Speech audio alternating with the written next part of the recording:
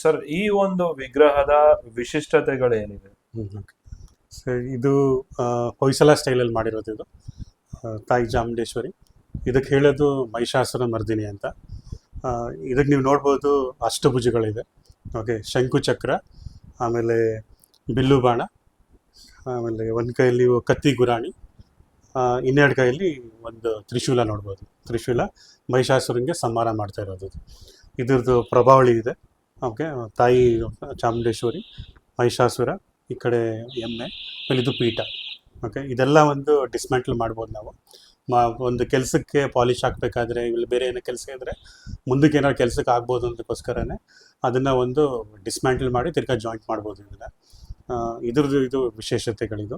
ಇದು ಕಂಪ್ಲೀಟ್ ನಿಮಗೆ ಪಂಚಲೋಹದಲ್ಲಿ ಮಾಡಿರೋದು. ಇದು ಪಂಚಲೋಹದಲ್ಲಿ ಎಲ್ಲರೂ ಸುಮಾರು ಜನ ಹೇಳೋದೇನು ಅಂತ ಹೇಳಿದ್ರೆ ಚಿನ್ನದಿರ್ಬೋದು, ಚಿನ್ನದ ಅಂತ ಹೇಳ್ತಾರೆ. ಆದರೆ ಇದು ಚಿನ್ನದಲ್ಲ, ಇದು ಪಂಚಲೋಹ ವಿಗ್ರಹ ಇದು.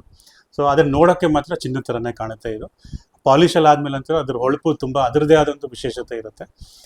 ಸೊ ಇದು ಒಂದು ತಾಯಿ ಚಾಮುಂಡೇಶ್ವರಿ ಬಗ್ಗೆ. ಏನು ವೆಯ್ಟ್ ಇದೆ ಸರ್? ಇದ್ರದ್ದು ತೂಕ ಬಂದ್ಬಿಟ್ಟು 72 kg ಇದೆ. ಇನ್ನೊಂದು ಕೋಇನ್ಸಿಡೆನ್ಸ್ ಏನಂತ ಹೇಳಿದ್ರೆ, ನಮ್ಮ ತಂದೆ ಕಾಲವಾಗಿ 4 ವರ್ಷ ಆಯಿತು.